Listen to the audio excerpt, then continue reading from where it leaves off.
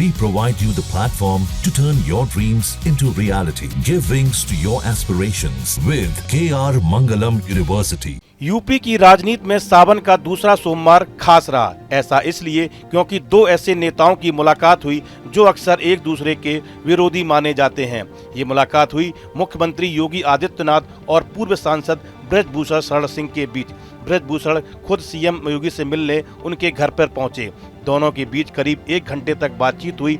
इसके बाद बृजभूषण मुस्कुराते हुए बाहर निकले और मीडिया से सिर्फ इतना कहा, वे मुख्यमंत्री हैं, मिलना तो बनता है। इस मुलाकात को लेकर राजनीतिक गलियारों में कई तरह की चर्चा शुरू हो गई है, क्योंकि दोनों नेता करीब 3 साल बाद आमने सामने आए हैं। बृजभूषण शरण सिंह और योगी आदित्यनाथ की यह मुलाकात करीब 3 साल के बाद हुई है। हालांकि भारतीय कुश्ती संघ के पूर्व अध्यक्ष बृजभूषण के दोनों पुत्र मुख्यमंत्री से भेंट करते रहते हैं। मुख्यमंत्री आवास पर बृजभूषण शरण सिंह का लंबे अरसे बाद यह पहला दौरा था। बृजभूषण शरण सिंह को यूपी की राजनीति में मुख्यमंत्री योगी आदित्यनाथ के विरोधी खेमे के रूप में देखा जाता है, लेकिन दोनों की इस मुलाकात के बाद माना जा रहा है कि उनके बीच की सियासी दूरी खत्म हो सकती है। वहीं लोगों का यह भी मानना है कि दोनों की इस मुलाकात के बाद यूपी की राजनीति में कुछ बड़े बदलाव हो सकते हैं। यह मुलाकात ऐसे समय में हुई है जब भाजपा संगठनात्मक पुनर्गठन की तैयारी में है और बृजभूषण की सक्रियता एक बार फिर सुर्खियों में है।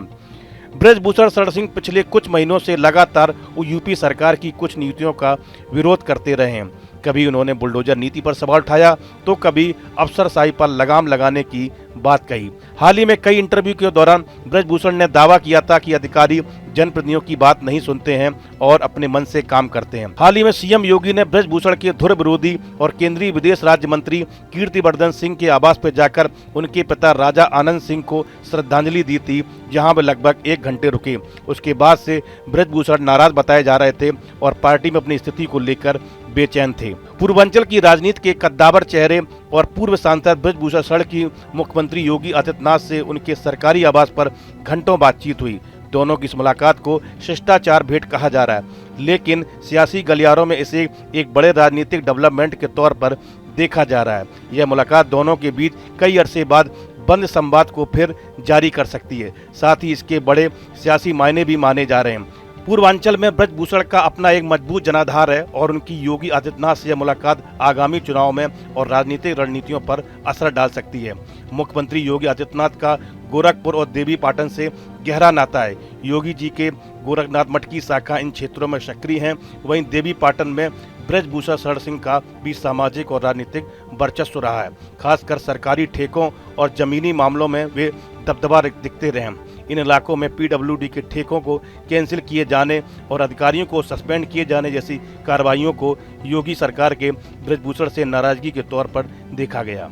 अब आज की मुलाकात को इसी बेचैनी का समाधान माना जा रहा है। सूत्रों का कहना है कि बृजभूषण लंबे समय से योगी से संवाद बहाली का रास्ता तलाश रहे थे, आज वही हो गया।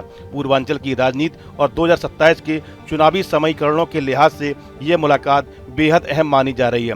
बृजभूषण शरण सिंह का राजनीतिक करियर विवादों से भी भरा रहा है। साल 2023 में महिला पहलवानों ने उन पर यौन शोषण के गंभीर आरोप लगाए थे, जिसके बाद जंतर मंतर पर काफी विरोध प्रदर्शन भी हुआ था। हालांकि इस मामले में कोर्ट ने उन्हें बरी कर दिया। इस वीडियो में फिलहाल इतना ही। आप बने रहिए न्यूज नेशन के डिजिटल प्लेटफॉर्म के साथ। जहां भक्ति है हर शब्द में, कथाओं में छुपे हैं दिव्य रहस्य और ज्योतिष देता है जीवन को दिशा। धर्म से जुड़ी हर बातों को जानने के लिए हमारे चैनल स्तुति को सब्सक्राइब करें। चैनल पर जाने के लिए इस लिंक पर क्लिक करें।